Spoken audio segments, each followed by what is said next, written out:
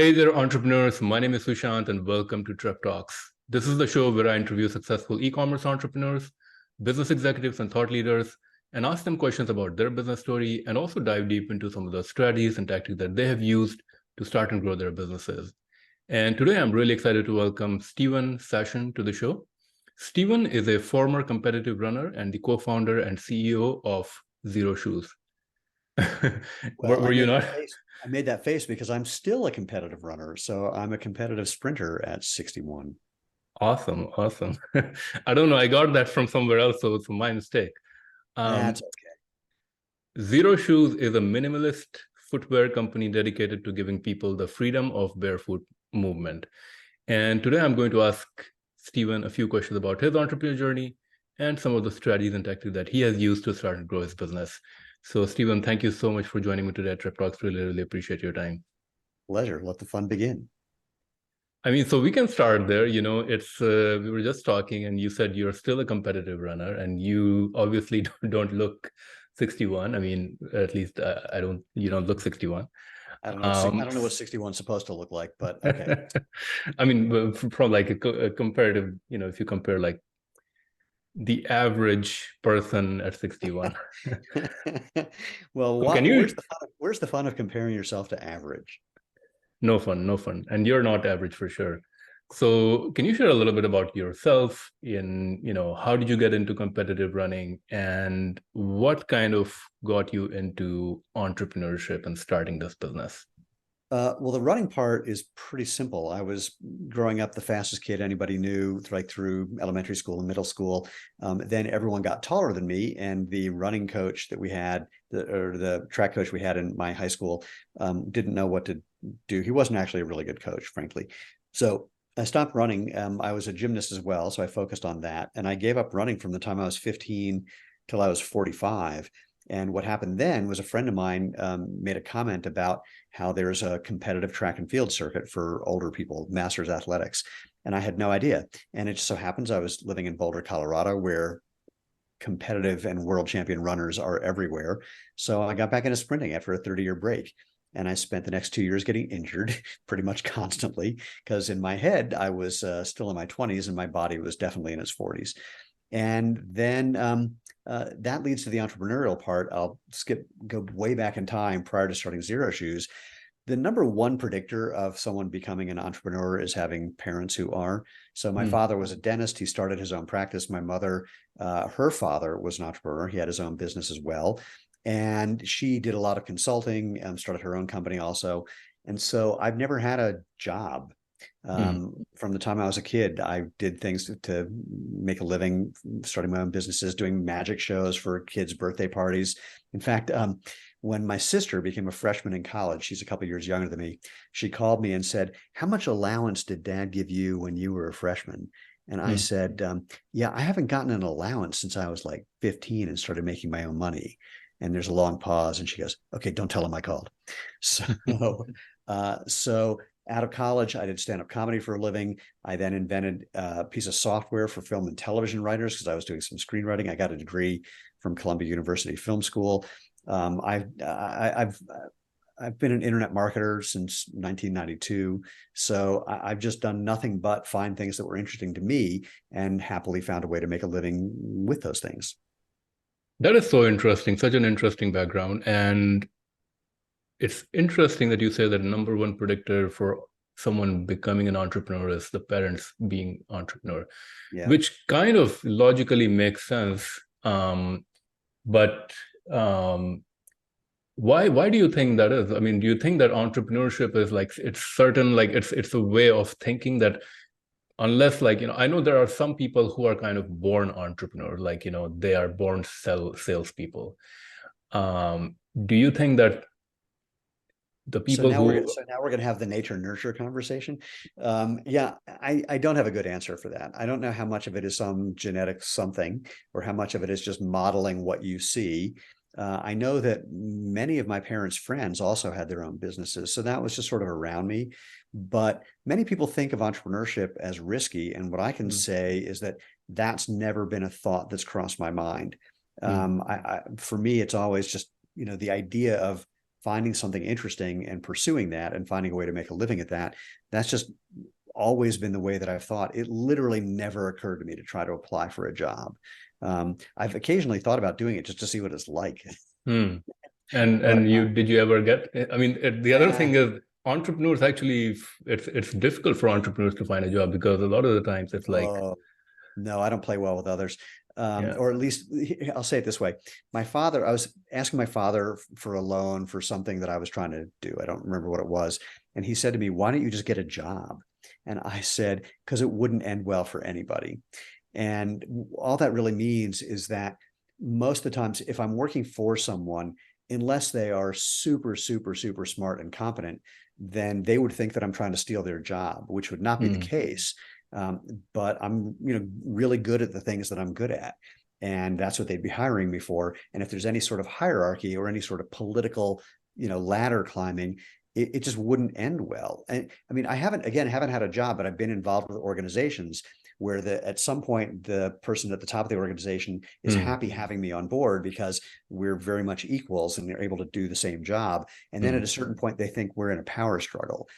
I'm not in a power struggle. I'm just having a good time. But they think that there's a power struggle because I'm able to do what they're doing as well or better than they are. And so then it gets messy fast. So whenever I'm in any sort of group like that, the thing that I say to the person leading it is, please fire me as quickly as you can. Kick me out as soon as possible, because if not, it's going to get messy, because you're going to think I'm doing something that I'm not doing. You're going to think I'm trying to take over. Totally not my interest. I'm just here to have a good time and, do things that are fun. I think that's a great insight. And I think you're very correct. I think it takes a really evolved leader to kind of work with someone who is kind of, working at a very high level, or, can give somebody, can be perceived as a threat. Well, and here's what's so funny is on the other side of that equation, there's nothing I like better than finding someone who's much better than I am at something. And because I'm good at a lot of the things related to internet marketing, and I found that I'm good about things about product development, all the stuff involved in Xero Shoes. There's places where I'm good at it, and my wife as well. I mean, she's a finance operations person. I'm a marketing product person, and so we both have a really good overarching view of every aspect of our business. So there's definitely people with much more talent than what we have, but we're also contributing into the conversation because we know enough not to be dangerous, but enough to be helpful. And so, I mean, literally, there's nothing that I would like more than to have nothing but people who are better at this than I am, so that I can be part of what they're doing and encourage them and understand it and be helpful, but not have to be the guy doing all that work, frankly. And I think that's kind of essential in entrepreneurship. Like, you want to have people in your team who are really great at what they're doing. You don't want to be doing, you don't want to be the person who knows everything or doing everything. Well, at a certain point you can. Yeah, at a certain point you can when you're just getting started if you're a small company. Yeah. But there are a lot of entrepreneurs who say, well, I'm not really smart. I just hire people smarter than me. And I think they're stupid. And what I mean is, if you're not competent at all of those pieces, how do you know you're hiring someone really good? So if you need to have competence in as many aspects of your business as possible, so that you can hire properly, so that you can monitor and vet and manage people properly. And so when everyone's like, I'm just a dumb guy, I hired smart people, it's like, I don't buy that. For sure. I think entrepreneurs have a different way of thinking. So no question about that. Yeah. So you mentioned that you never considered entrepreneurship a risk. And, before this interview, I was thinking about this a little bit, that anybody who wants to go in a shoe business, they're complete idiots. I mean, that's what the word that came to mind was a very risky business to get into, because you have, like, everybody wears shoes and there's no shortage of shoes. There's all kind of brands, there's all kind of price points, and you're basically going against like this big sea or ocean of dollars of competition. No. So look, we didn't start trying. We didn't think, hey, we're going to get into the shoe business. Our business evolved very organically from a very simple little idea that was a do-it-yourself sandal making kit based on a 10,000-year-old design idea. So we literally thought that would be the basis of our business. And we also literally thought that once we got to about $1 million or $2 million in sales, somebody would happily buy us out for $5, $6, $7 million, and we could retire. Neither of those things turned out to be the case. So we found ourselves accidentally in a business. Now, at about the 7-month mark, we met people who had been in footwear for about 35 years prior to us meeting them. And they literally sat down at our dining room table, giving us some advice and said to us, "We believe in you and we believe in what you're doing. And we would start this company with you, but we've been in the footwear business so long that we're not stupid enough to try and start a shoe company." And there's another aspect of that, because most footwear is sold directly in stores, and running a wholesale-based business instead of a direct-to-consumer business adds a whole other layer of problems: financial problems, design problems, inventory problems. And we didn't have those because we were predominantly a direct-to-consumer business from day one, and still are actually at this point. So you do have a clear value proposition. I mean, your value proposition is your footwear is, I mean, there is it's giving people the freedom of barefoot movement. So can you talk a little bit about what's different about this footwear? Yeah, the simple thing is almost all modern footwear gets in the way of letting your feet do what they're made to do. Your feet are supposed to bend and flex and move and feel. If you don't let them bend and flex and move, that's for balance and agility and mobility. If you don't let them do that, that function tries unsuccessfully to move up into joints that aren't wired for that: your ankle, your knee, your hip, and your back. So if your feet don't feel good at the end of the day, one part is because you're not letting them do their job, and other parts of your body are trying to take over. The second thing I mentioned, you're supposed to feel. You have more nerve endings in the soles of your feet than anywhere but your fingertips and lips. So imagine what happens if you can't feel something. I mean, there's a reason that you have those. It's for balance. It's for knowing what you're stepping on or stepping in so you can adjust accordingly. If you're not giving your brain that information, what happens? Again, you have issues with balance, you have issues with mobility, it just gets in the way. So our shoes are designed to give you that natural experience, it's natural comfort, natural performance, natural health. So if you can't move, think about putting your arm in a cast. It gets weak over time. If your foot is in something that doesn't flex and bend and move, same thing, it gets weak over time. If you add arch support, research shows the same thing. It's just like supporting any other joint in your body. If you don't let your arch move by supporting it, it gets weaker over time. And what does that cause eventually? Can cause any issues with your ankles, your knees, your hips, your back, even up to your neck. It can cause balance issues that cause elderly people, including my father, to be one of those people who trips, falls down, breaks their hip, and dies very soon thereafter. And I say that without much emotion because it was quite a while ago. All of our shoes, I wish I had one here. I'm normally at our office doing this, but I just came back from a trip, and frankly, my wife has COVID, so I'm isolating as well to make sure. Anyway, so our shoes, wider toe box, so your toes can spread instead of squeezing together. Low to the ground for balance and agility instead of being, really high off the ground. We don't elevate your heel because that messes with your posture. We don't have a thing called toe spring where the toe is raised up because that makes it so the tendons in your feet aren't working properly. They're super, super flexible. So all the bones and joints which are designed to move can move. They're really, really lightweight. We've literally had people say they forgot they were wearing their shoes when they got into bed. And most running shoes in particular are designed with planned obsolescence. They say you have to replace them every 300 to 500 miles. They actually are worse within about 100 miles. But they're made with all that foam. The foam breaks down. They make sure the rubber underneath the foam breaks down around that same time. We don't have that big, thick foam midsole. And so instead, we developed our own rubber, and it's really durable and flexible. And so we have our shoes have a 5,000-mile sole warranty instead of that, 300 to 500-mile thing. And they're affordable as well. So the main difference about your shoes is really the thin rubber sole that kind of, I guess, takes the contour. Getting that feedback plus protection is important, but also just the rest of the design, not squeezing your toes, not elevating your heel, just not getting in the way of letting your body do what it's made to do naturally. And can you talk about your product selection? I do see that you have a wide range of designs and colors and so forth. So the basic idea is the same, and then on top of that, you have a wide range of selection. Yeah. We have casual and performance shoes, boots, and sandals, about 52 different styles right now that people use for everything from taking a walk to running ultra marathons to playing pickleball to playing basketball or tennis to just walking around, hiking, running. I mean, you name it. People do almost everything you can think of in our shoes.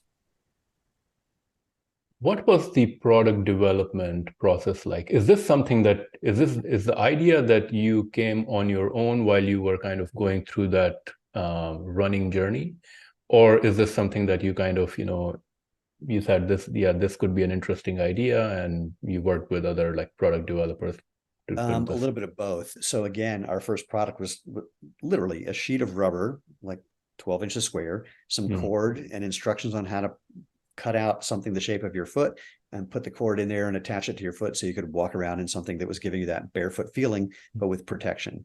And then people were kind of telling us, well, they'll be great. I like the idea, but I don't want to make my own shoes. And so I was working this problem for quite a while. And as I'm trying to figure out how to make a ready to wear version of that same product, we ended up meeting someone who had been a footwear designer for, 35, almost 40 years at that time. And he saw what we were doing, tried one of our do-it-yourself kits. It changed his life. It changed his wife's life. Suddenly, they weren't running before because their knees were bothering them. And now they were able to run and walk and hike. And so he had just retired and wanted to help us. And we were able to afford him because he had just retired.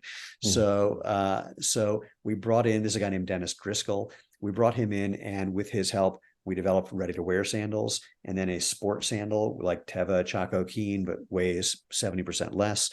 And then people basically kept asking us for what they wanted next. So I love these sandals, but what am I going to do in the winter? What am I going to do at the office? What am I going to do if one after the other? And so with Dennis's help, our product line expanded to maybe, 40 products. And we have a number of designers on our team, product developers on our team. The factories we work with have people on their team. So now if you look at our entire product team, from design to production and quality control, there's probably 20 people involved. And that's growing as we're moving into other specific venues like specific sports, basketball, football, soccer, et cetera. So we're bringing in additional people who have expertise in those areas as well. Awesome. I definitely want to, I will ask you about your team a little bit more. But I guess my next question would be, to me, it seems like your business, so you had this product where people had to assemble the shoe themselves. And from there, to me, it seems like you kind of grew your product or the community around that product quite organically. Because if your model is direct to consumer and you're going against like a wide range of other shoes in the market, how do you kind of tell customers, hey, come check my shoe out, because it's a little bit different? Well, half of our sales are coming from existing customers. And out of the new sales, a lot of them are coming from those existing customers. So it's people. I did a survey recently and asked our customers how many times or how many of you have been stopped on the street by someone asking about your shoes. 75% said that's happened to them. I asked how many people have been stopped on the street or if you've been stopped on the street because someone recognized you were wearing Xero shoes. And about 65% of the people said that happened to them. I said, how many times have you just bumped into somebody else wearing Xero shoes? They said that's about 50% said that's happened to them. So the biggest thing that's allowed us to grow is that we're creating a product that changes people's lives, that makes them feel good, that lets them use their body naturally. They're able to do things that they either haven't done in years or have never been able to do. And every age from 10 to 95. So the first part, when we just got started, which is the end of 2009, I just made a bunch of videos. I syndicated those on every video platform that existed at the time. And there's about 20 of them. And I just made a lot of content to just share this whole idea. But also there was interest in this to begin with. There was not a lot, but decent amount.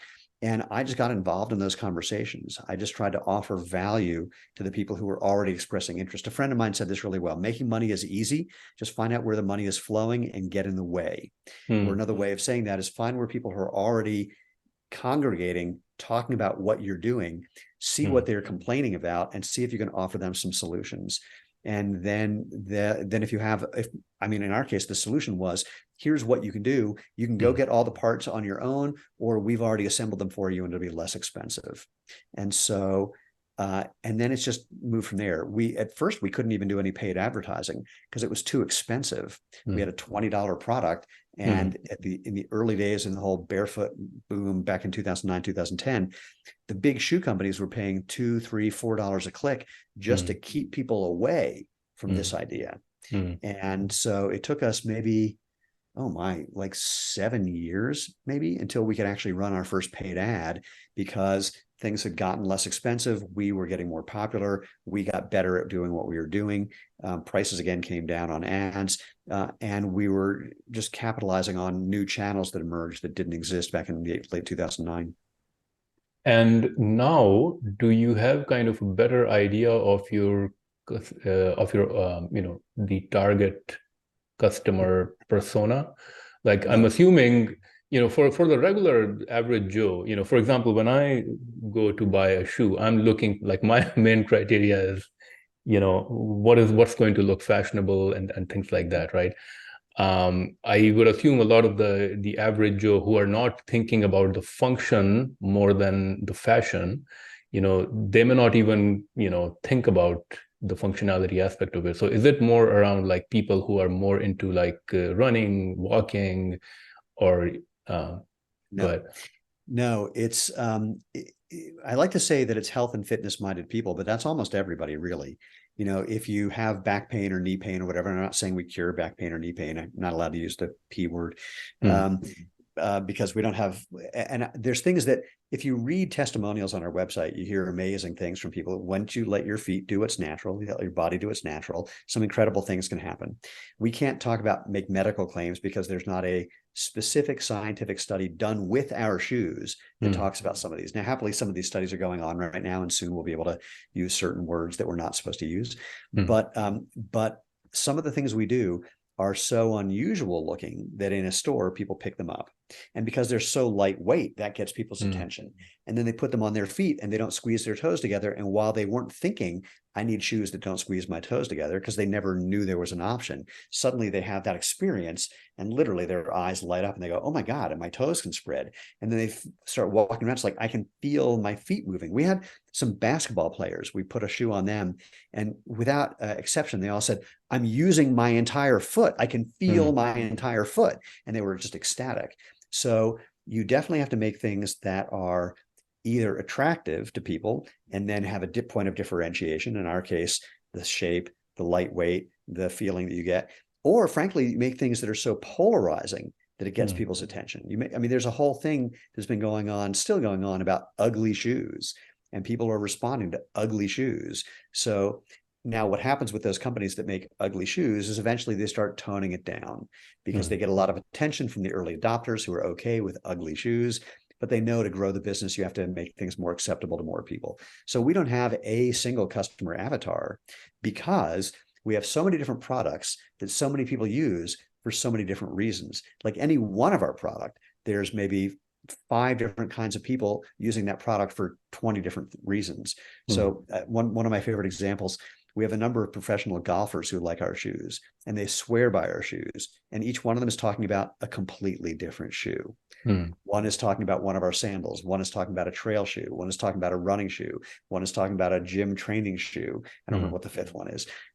So, we can't do the very simple thing of, the way I like to joke about it is, our business would be very easy if the only people interested in what we're doing were women named Rachel who are 35 years old who go to yoga on Thursday afternoons. We don't have that. We have a much broader subset of humanity. When people ask me who's your market, I like to say people with feet, preferably 2. And it's being a little glib, because people who can only afford a $20 shoe, they're not buying our $80 shoes. Or people who only shop in a particular type of store, if we're not in that store, they're not buying our shoes. But what we're doing functionally, what we're doing philosophically is good for everybody. And now we just have to, we're just identifying, who is a good candidate for trying this out. And frankly, we don't have to do as much of that anymore anyway, because the AI and the algorithms that Facebook and Google are using are better than what we would do by trying to identify a specific subset anyway. So we continue to experiment with different interest groups that we think will have some interest in what we're doing. And then we find some that are crazy that we never thought had anything to do with what we're doing. And it works with them because, again, it has nothing to do with the interest group, really. It's just that we found a new audience that we could target, and everyone has that same desire. They want their body to feel good at the end of the day. Yeah. I mean, that's kind of the good thing about this category, that if you're a human being, you have a foot and you need shoes. Everybody wears shoes all the time, or they have to wear it every day pretty much. Do you have any patent on this, on your product or design? We have some design patents, and we have a few utility patents as well. The design patents, I actually had the best example of the good use of a design patent ever. I was at a trade show, and one of my competitors had a new sandal they were showing. And I said, you're not going to want to do that, because we have a design patent that you're going to be infringing on. And I know you're going to think I'm a horrible human being. And I'm promising you that I'm not. What I'm trying to do is keep a federal judge from putting you out of business. And I know you're going to be mad at me for a while, but really just go look at our product, look at your new product, and see if you can figure it out. And they yelled and screamed and yelled and screamed. And 4 days later, they called and said, oh my, thank you so much. And so that's the best use of a design patent, is when it's so obvious that there's not really a way around it, and someone realizes that that's going to be a problem. We've had my utility patents. No one has tried to get around those yet. I have, I think, one of the first new patents for sandal lacing systems that's ever been done. And we have some patents that are pending on some other technology that's related to what we're doing that I'm really looking forward to. But we also have other IP. We have I'll tell you, the biggest business mistake I ever made in my life was I go to a trade show, and a multi-billion-dollar company was using one of my trademarks on all of their displays, all their photos, all their ads. It was clear this was a big campaign. They had about $1 million of their artwork using my trademark. And actually, they were using two other terms that I coined that I hadn't marked. And the biggest mistake I ever made was I sent them a cease and desist quickly enough that they were able to stop using my mark before they distributed the product. The reason it was a mistake is, had I waited for 2 weeks, the product was already on the shelves. The way the law works is I could have sued them for every penny they made using my mark times 3. It would have been about a $750 million slam dunk lawsuit. But instead, they were nice enough and smart enough to find someone who just paid my legal bills. Wow. Okay. Do you kind of regret that, or do you say that, It's a good question. If I'm totally honest, I would say yes, I regret it. Okay. Because it would have, I mean, for two reasons, not just because of the cash, but also the awareness that would have built for what we're doing. And it would have really put a stake in the ground for how we were going to treat other people. In fact, after that event, when anyone was infringing on our trademarks or copyrights or any of our IP, my lawyer would call and say, just so you know, we've already taken down a multi-billion-dollar company. We're ready to do it again. So I'm not, and I had seen smaller companies that this same company had infringed upon, and the smaller companies just rolled over. And I said, yeah, I'm not going to do that. In fact, I won't mention the name. We got a call from, or we got a cease and desist from a very large multinational company that we were infringing on one of their trademarks. And I called their lawyer. I said, you're wrong. I mean, bottom line, I know you send out this letter to everybody, but you're mistaken. And I'm not going to just roll over because you're a bigger company. So here's what I'm willing to do, and here's what I'm not willing to do. And they ultimately agreed with me. So I just don't get, I don't get, what's the word I'm looking for? I don't get afraid when someone comes after me just because they're bigger or they have a bunch of lawyers or whatever. If it's a real argument, I'm open to the conversation. If it's not a real argument, I'm going to fight back. And if I know I'm right, I'm going to win. For sure. I mean, I'm sure you know more about shoes now than most people out there. Yeah, that's true. Can you talk a little bit about your manufacturing? Is it, I'm assuming it's somewhere in Southeast Asia? It is in Southeast Asia. It's in Asia. Let's just leave it that way. Okay. Simply because there's really, for what we're doing, there really aren't any other options. There'll be times when somebody will get online and say, you should be making things in America. And I go, I would love to be making things in America. It's literally not possible, in the same way that it's literally not possible to get a domestically made version of the devices we're using for this conversation. Hmm. You're not complaining about your computer being made in China. You're not complaining about most of your car parts being made in China. You're not complaining about, your food coming from somewhere other than down the street. So, trust me, we would love to, but we literally can't. People say, well, it's about the price. I go, it's not about the price. The equipment isn't here. The supply chain isn't here. The people who know how to use the equipment aren't here. It's literally not possible now. Well, but if you really wanted to, no, seriously, dude, I say the experts in this, of which you are not, the experts in this say to bring manufacturing of footwear back to America, which is not even necessarily the best idea, would cost hundreds of billions of dollars and take 10 or 20 years. And so, and I'm not going to be the one leading the charge in that. We're not big enough to open up a factory. If one of those multi-billion-dollar companies opened up a factory in America, do you think we would have access to it? Of course not. So it's the thing that I usually say, and if I was smart in answering your question, I would have started with this. It's not as simple as people imagine it to be. One of the problems that human beings have is, if we can think of something, we assume it's as simple as the fact that we just thought of it.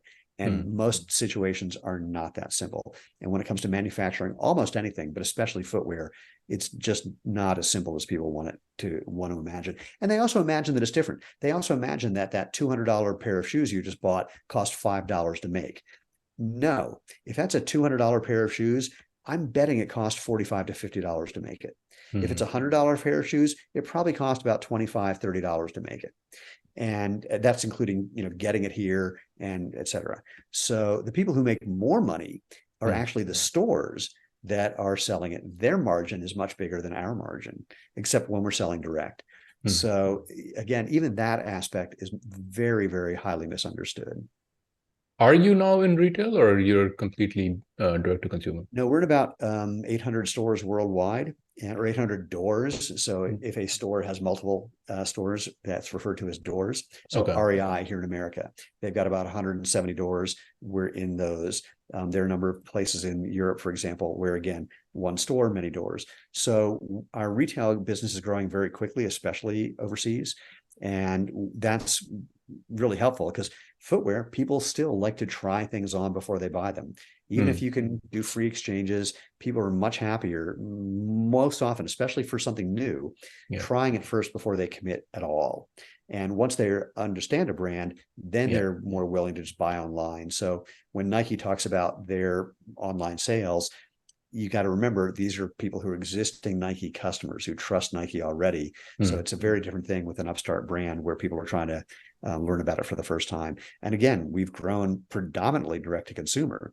So in fact, early on, we had potential investors say, well, you have to prove yourself in retail first. And I'd say, I don't think you get it. We're doing this well from people who've never tried on our shoes before, sometimes who've never seen them in real life before. So do you think it's going to be worse in retail? And then we get into a retail store and our sell-through is phenomenal. Because again, people pick it up comparing something that may look similar, and it weighs half as much, and it lets their toes spread, and it doesn't mess with their posture, and it's flexible, and they can feel the ground, and they feel like they're moving better.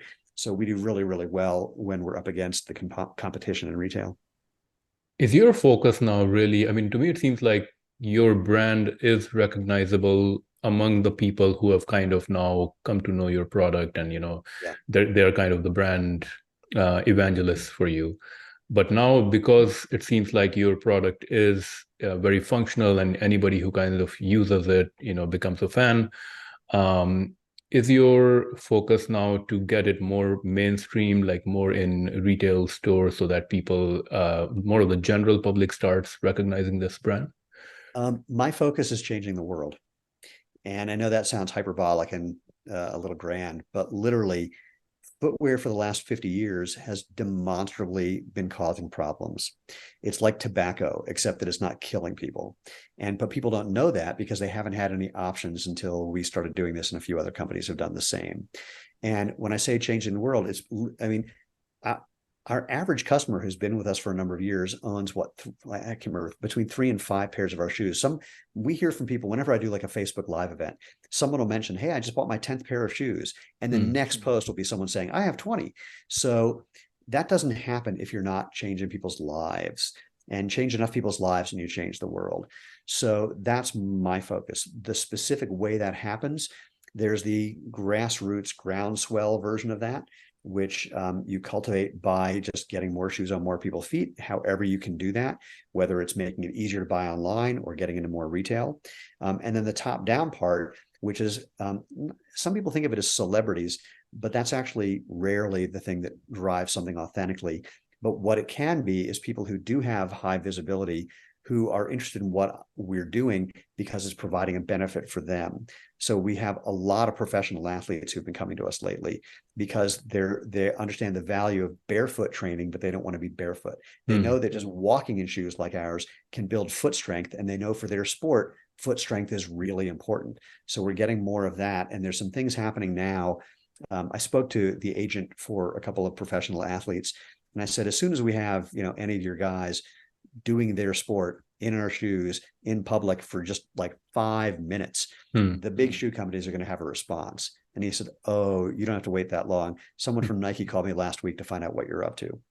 So we're working at that level, not because that's the plan, but because they're reaching out to us because they know we can provide benefits for them. So I like to say we want to give people more games in a season, more seasons in a career. And that's valuable for the athlete and the team and the sport, regardless of what the sport is. And so I like to say that, back to your entrepreneurship question, one of my lines is all businesses rise to the level of the neuroses of their founder.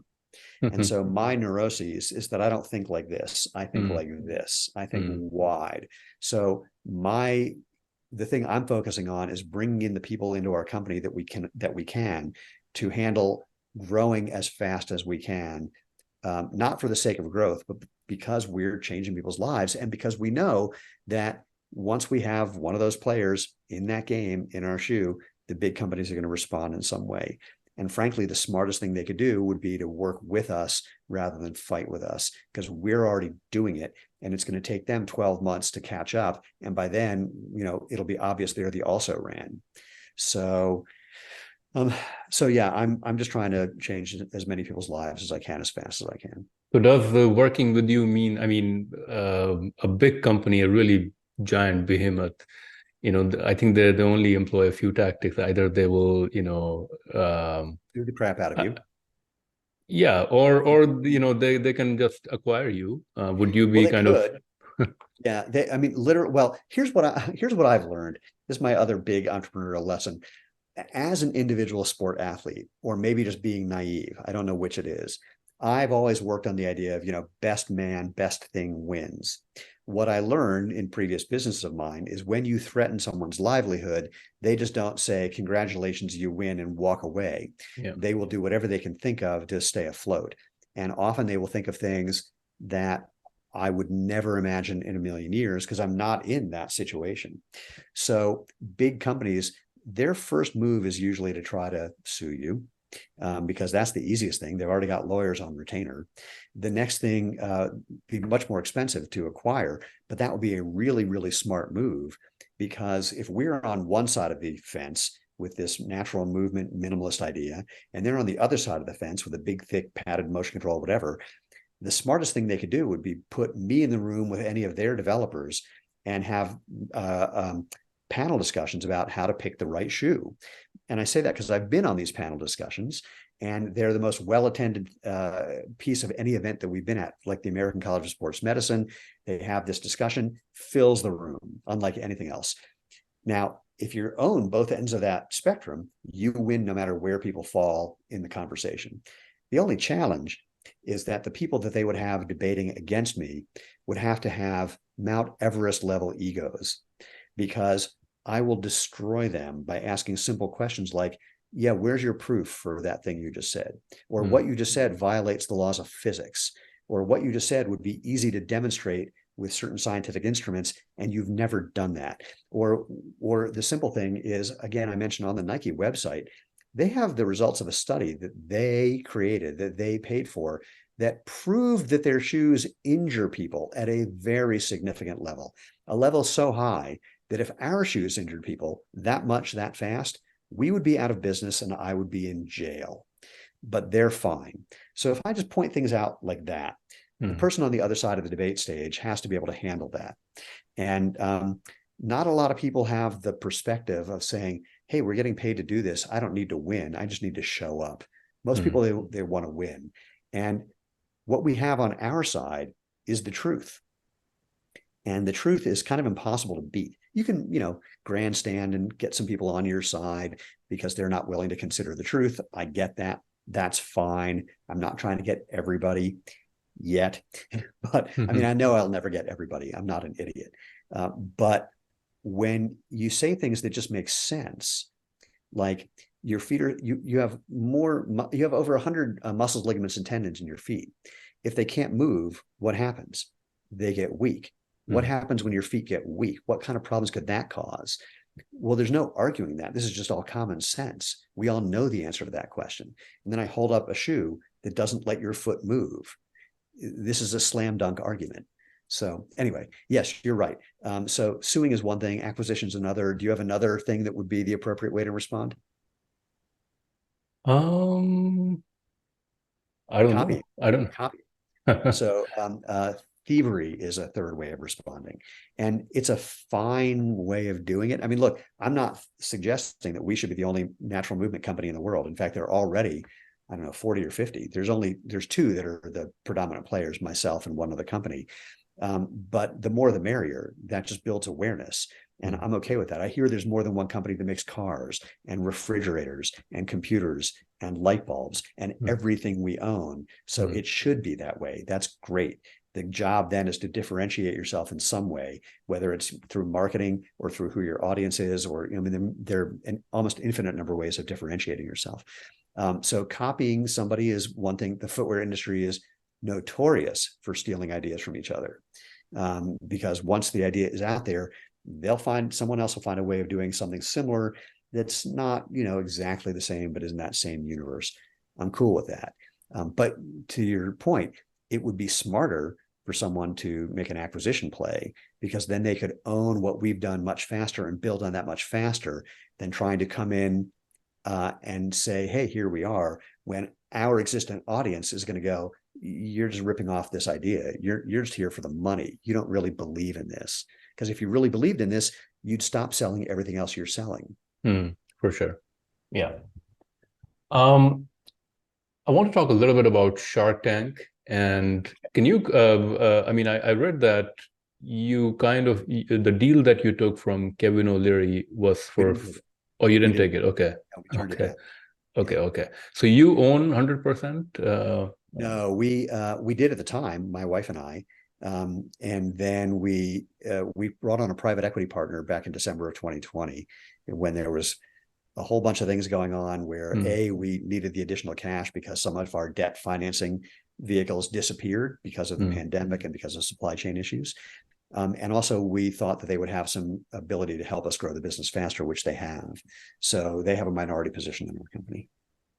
What was your experience like for Shark Tank, though? Did you go there because of course, they have a lot of views, and it can help, get awareness and also drive a lot of sales. Was your play really to the marketing, or were you actually interested in getting some funding? If we got a good deal, we totally wanted to take it. In fact, we thought that out of the sharks that were part of our show, which was Mark Cuban, Damon Johns, Barbara Corcoran, come on, I can do this, Kevin O'Leary, of course, and Robert Herjavec. Names fall out of my head these days. I don't know why. Anyway, we thought that 4 of them would be interested. We thought the only one who wouldn't be was Kevin, because we knew that Cuban had invested in or helped actually done some advertising for a company that had made a minimalist shoe. We knew that Damon was hip to the footwear and apparel business. We knew that Robert was a runner and may have had some awareness about what we were doing. And we knew that Barbara was just a really smart business person and a brilliant marketer. And we thought she'd be interested in well. Kevin, we didn't think he'd be interested. And it turned out we're the exact opposite. And I think Kevin just made a play for us. He made a real, Hail Mary kind of offer. We went in offering 8% of the company for $400,000. He offered us $400,000 for 50% of the company, which was just a complete non-starter. In fact, we literally forgot he made the offer. It was such a bad offer. So, but we think, it was either like, what the hell, I'll throw it out there. They might say yes. Or, it was just making good television either way. So we were really hoping we were going to get an offer and work with someone who, any one of those four people, Mark or Damon or Barbara or Robert, could have been really good partners, and just didn't pan out that way, but seemed to work out okay for us. Can you talk a little bit, about your marketing? I know you said that a big part of your brand is existing customers doing the word of mouth, and that helps you acquire new customers. But you did also mention that now you're doing more of the paid advertising marketing kind of a thing. Can you talk a little bit about your marketing team?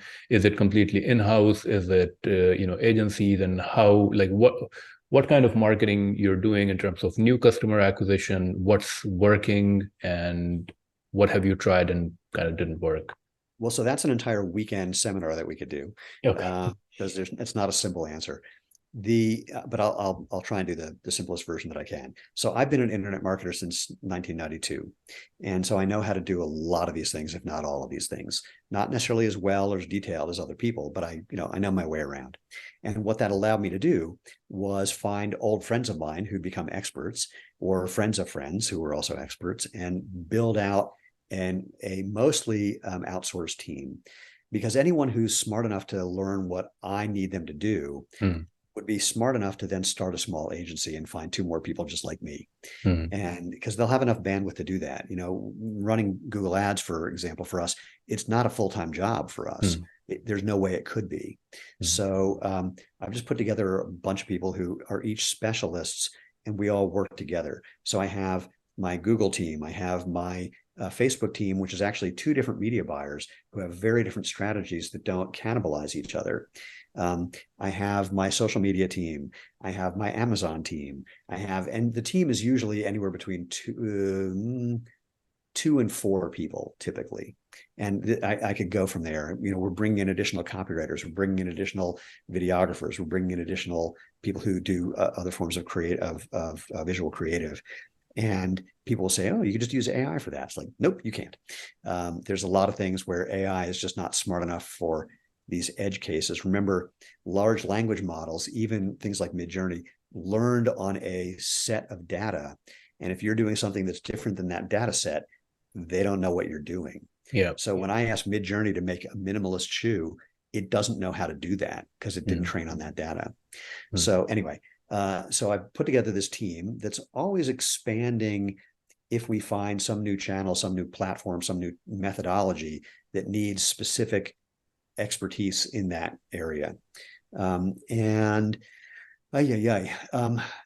customers. Well, let me just say this thing that's more important than new customers or old customers is I look at things with a bit of a matrix of branded content, non-branded content, top of funnel, middle of funnel, bottom of funnel. And I say what I call above top of funnel. So for most people, top of funnel is let's find people who are already looking for what I'm doing. For me, I'm just looking to pattern interrupt people who aren't thinking about shoes or footwear. I want to just, because again, like you said, everybody wears shoes. So I just want to get to people and say something provocative that then gets them into the conversation. Something like, I don't wear comfortable shoes. In fact, I would refuse to wear comfortable shoes, and you should too. Because where it goes from there is that what we think of as comfortable is a bunch of cushioning, which makes things so that you can't feel the ground, you can't move your feet, and that's not good for you. And actually, what's really comfortable is letting your feet do what's natural. And if you like taking off your shoes at the end of the day, you know what I'm talking about. If you like going to the beach and walking around in the sand, you know what I'm talking about. If you like wearing sandals or flip-flops, you know what I'm talking about. So, and then I'm just bringing them to realize there's options they didn't know existed. But I look at my I do everything in our marketing based on return on investment, which is not the same as return on ad spend. It's ad spend plus any other costs. And for cold traffic, brand new people, my goal is lower than for existing customers or for people that I'm retargeting because they've already visited my website and taken some action. So we're constantly looking at, as granularly as we can for a company our size, how we can identify who's what where and make sure everything we're doing is generating the return we want. There are some companies, especially info product companies or supplement companies or subscription companies, where they're willing to lose money on that initial sale because they know they're going to get people for 3, 4, 5, 6 months on average, unless they're like a SaaS software company where if you're locked in there, you're going to be there for a long time. But regardless, while we do have a high lifetime customer value, the pattern for buying footwear is very different than something where people are just subscribing every month or doing something every month. So if we don't make money on that first sale, we don't have the money that we need to handle the growth that we're experiencing for next year. We won't have the money to buy the inventory. So we need to be profitable on day 1, and then day 10, and then day 50, and then day, et cetera, et cetera. So that's my biggest focus. And we're always just looking for some way of doing things a little differently is the best way I can put it. So with the iOS 14 changes and the progressing inability to track people, we have to find other ways. And happily, back to my point of, find out where the money is flowing, get in the way. Where the money is flowing is always for advertising. And so there are people who are getting in the way of that by finding ways of getting around the iOS 14 problems. And we're starting to test a number of those literally today, and a couple more starting in the next week or two, where people have found ways around that. And if that works, it'll be a very valuable part of our marketing stack. And now we'll have an additional 3 people that are in that whole marketing team. My favorite thing that I can say about this is once a year, I fly everybody in to have a big meeting where we can all hear what everyone's doing and come up with ways of working better together and just getting ideas. And the 2 compliments that I love that happen every time I get everyone together, one is that everybody will say of the other people in the room, wow, those are really smart people. And I go, yeah, they're saying the same thing about you. So it's a lot of really smart people. But my favorite compliment related to that is somebody said, I just spent $20,000 to go to an internet marketing event last week. This is better. These people are smarter. They're giving real numbers. They're not exaggerating to try to sell a thing at the back of the room. They really know what they're doing.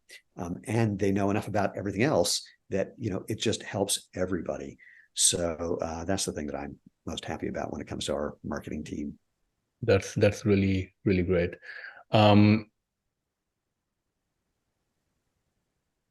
I know you mentioned that you are globally available.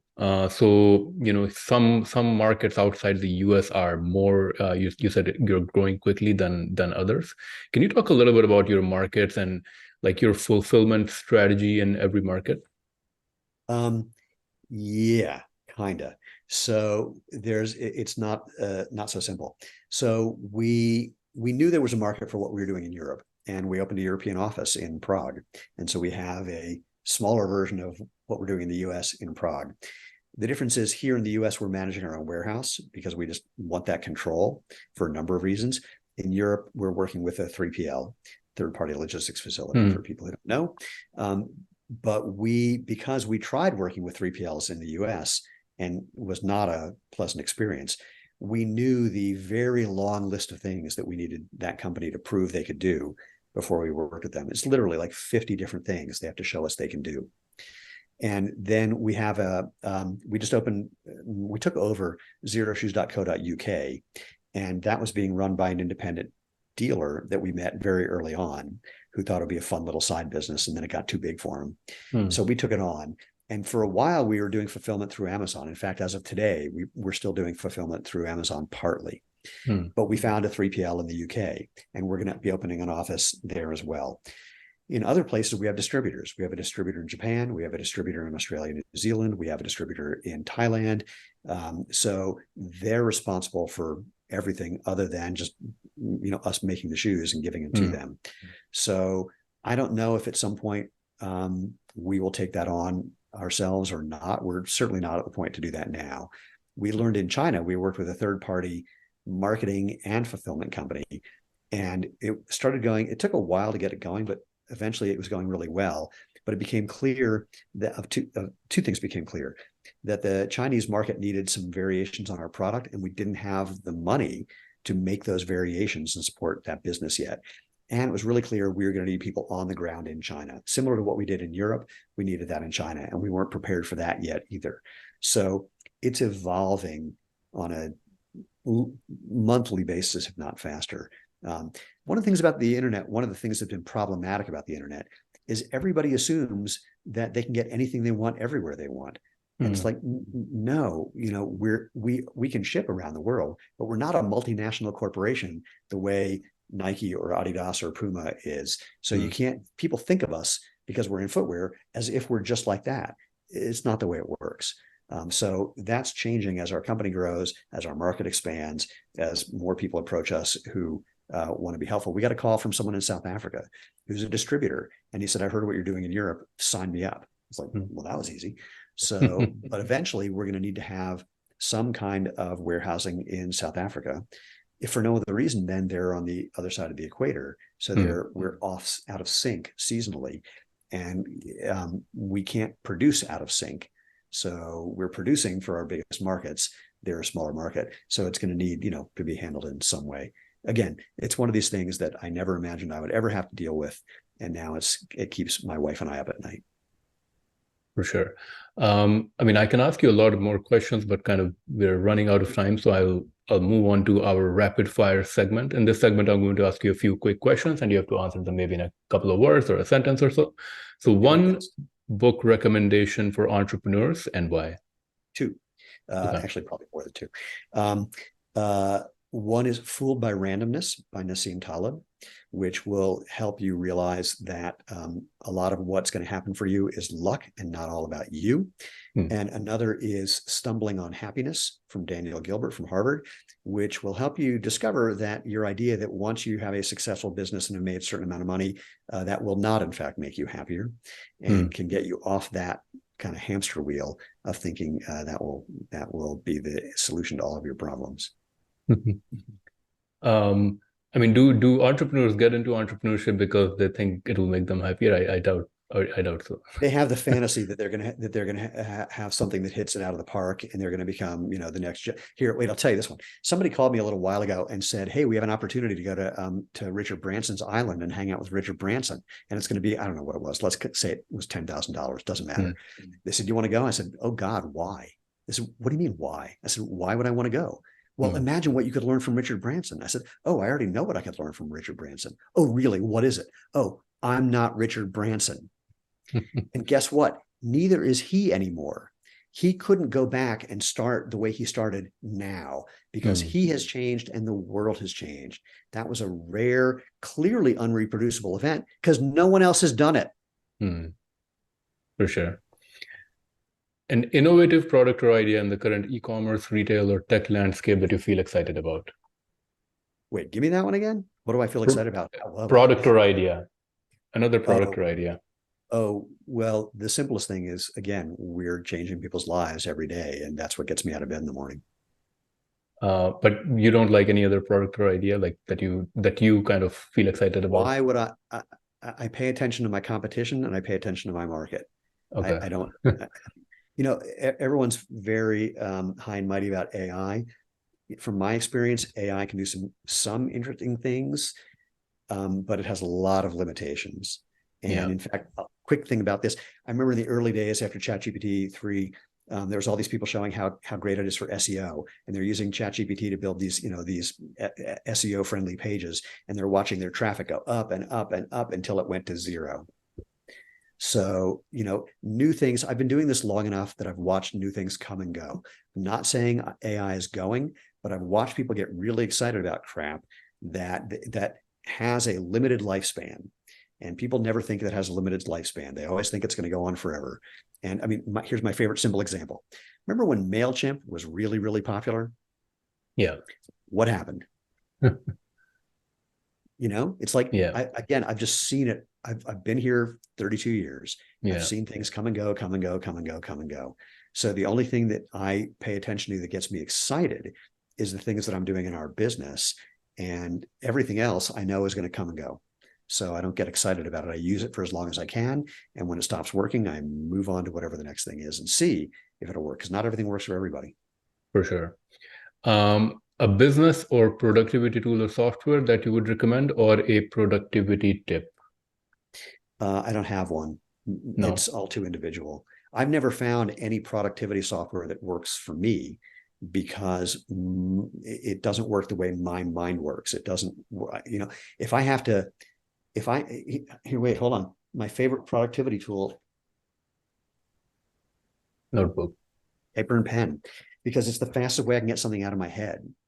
And then I know it's there. If I have to go somewhere and go to another tab in my browser and then type it in a particular way, it's just not going to happen for me. For sure. So I take it back, actually. Best productivity tool is my executive assistant. Okay.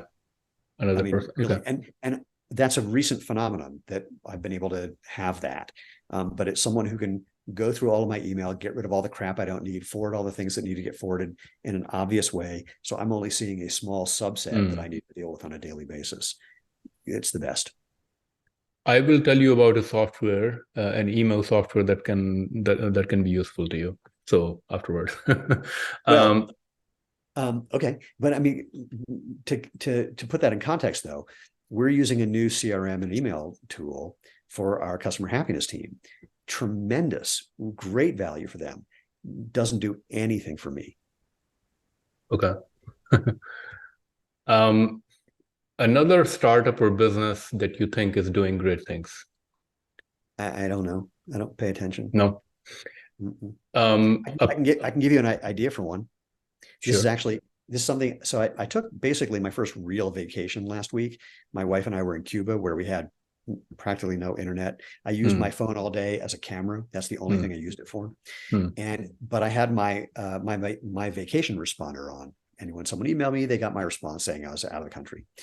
And it occurred to me that what would be a really cool email tool is, after you type in the email in the to or the CC or BCC field, before you hit send, or maybe when you hit send, doesn't matter.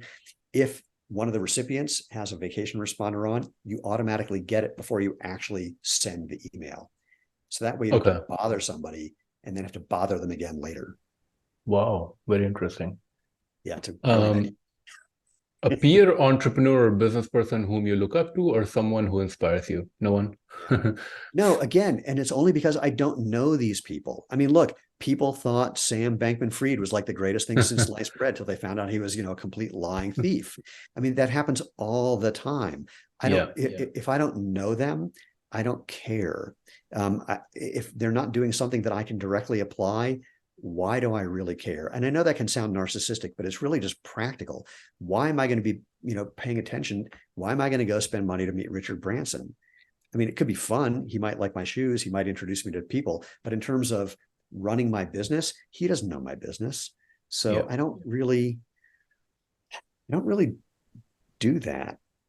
No, that's fair. I think, I mean, my philosophy is I think nobody's perfect. And, it's like you can look at someone, and if they're doing something great, you can kind of, learn from it and maybe use it. And maybe it's, people love to say success leaves clues, and I completely disagree. I used to ask people, instead of saying what made you successful, where they're going to go on and on and on about how smart they are. I like to ask how much of what you've accomplished was due to luck or chance or fate or things completely out of your control. Much more interesting answers, because it's much more true. When I look at what we've accomplished, if I took luck out of it, none of this would have happened. None of this. Because one of the biggest, luckiest thing is, one day when I was going to have brunch with some friends, somebody brought the woman who later became my wife and business partner.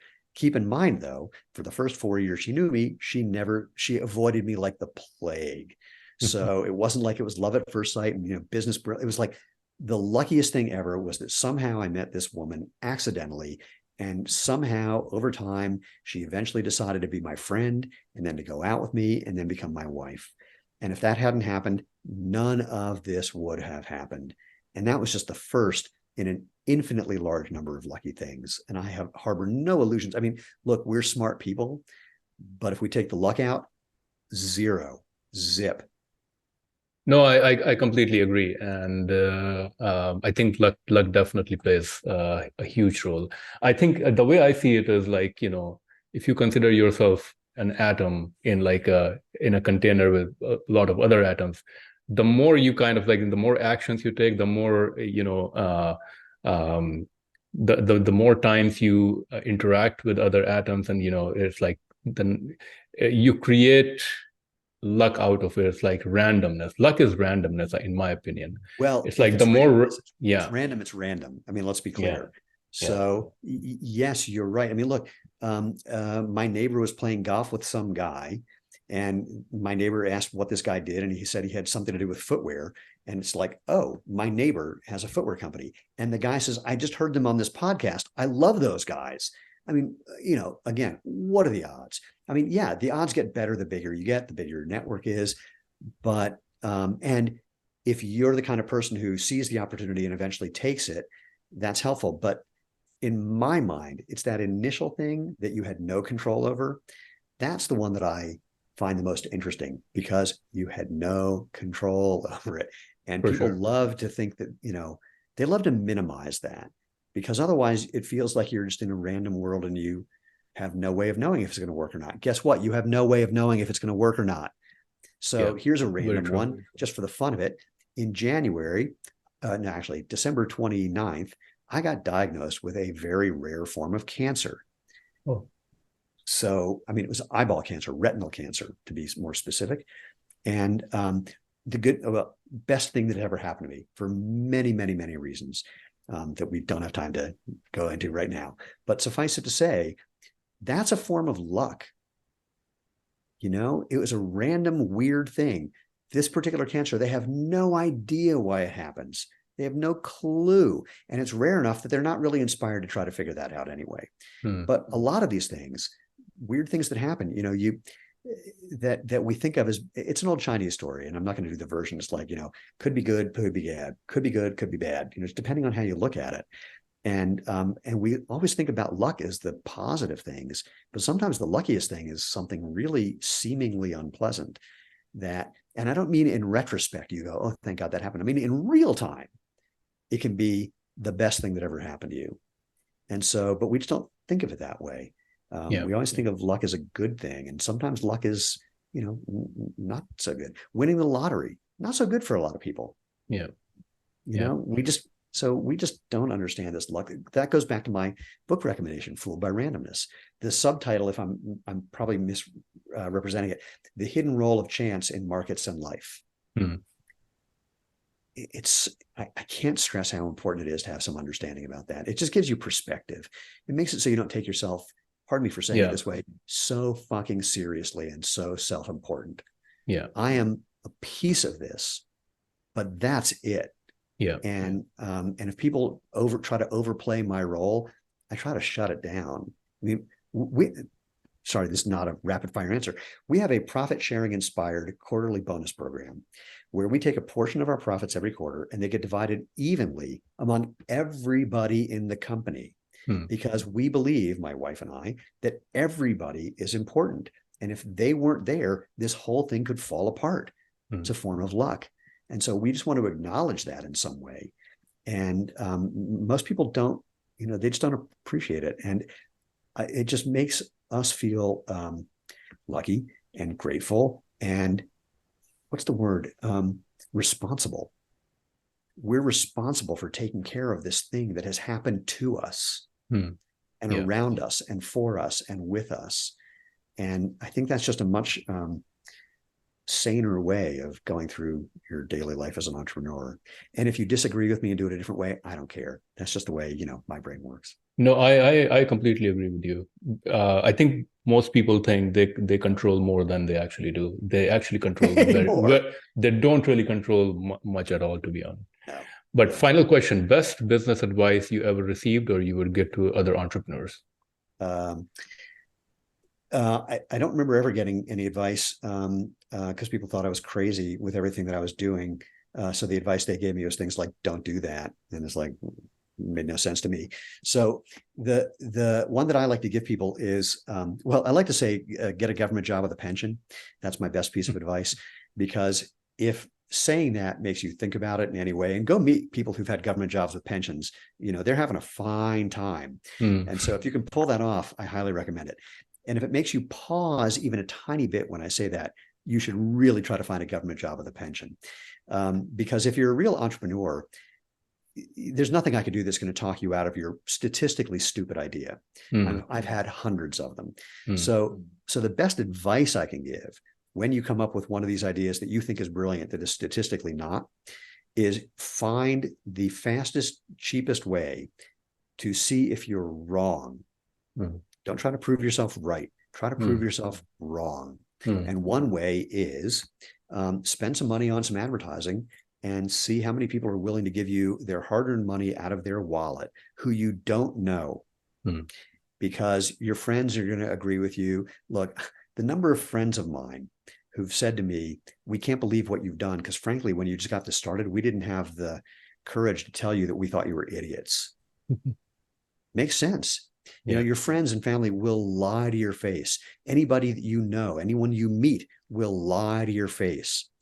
Find a stranger, run an ad, see if they will give you their hard-earned money. The way people used to do this is they'd run a full-page ad where you had to clip out a coupon and send in a physical check. And if they didn't get enough checks to justify developing the product, they wouldn't. Prove yourself wrong. And if you can't prove yourself wrong, then take the next step.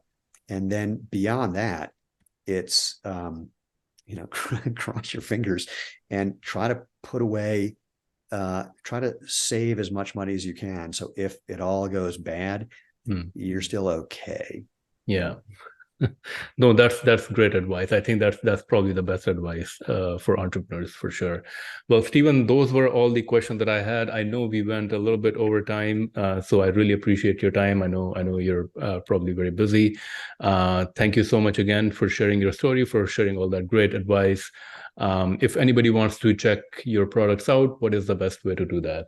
We are at Xero Shoes. It's Xero Shoes.com or xeroshoes.eu or xeroshoes.co.uk, or we're also on Amazon and at a bunch of stores. You can use our store locator at either one of those sites.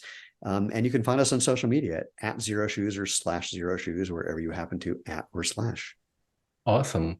Well, Stephen, thank you so much again for joining me today at TrepTalks, and I wish you all the very best. Thank you. My pleasure.